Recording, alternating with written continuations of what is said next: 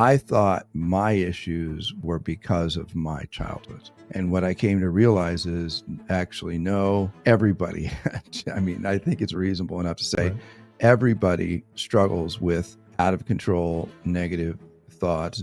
I think it might be beneficial to describe in a little bit more detail what those thoughts may be. Like, how does that manifest? So if someone's listening to this and they're like, well, I have negative thoughts, but maybe it's just I'm beating myself up, or maybe it's, you know, I hear this voice in my head that says I'm worthless, or, you know what I mean? If you look at Rule 4 in Ignatius, there's 14 rules, Discernment of Spirits, which is the framework of what we're talking about. Yeah, I'll just give you a few things. He uses language like, well, first of all, the kind of the broad category is desolation, darkness of soul, disturbance, movements to low and earthly things, disquiet, agitations, temptations, lack of confidence, hopelessness, finding oneself slothful, tepid, sad, as if separated from the Lord, right? So, you know, a very powerful practice that I actually do in the video series, and then also usually when I teach this,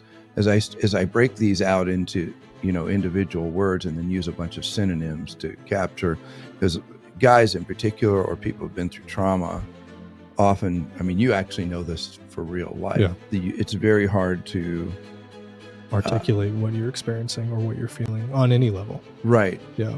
Once I was given the words to describe what I was feeling, it was, that alone was a huge breakthrough. You know, most people have these issues. What that means is most people experience desolation in an Ignatian sense. And of course, the New Testament is very clear that there are spirits who are looking to deceive, and there's doctrines of demons, there's spirits of division, these sorts of things that occur.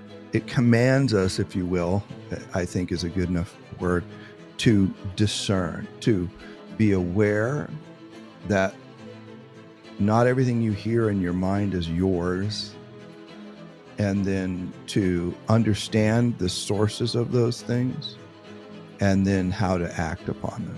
Yeah. And that's the process really of discerning, is awareness, understanding, and action.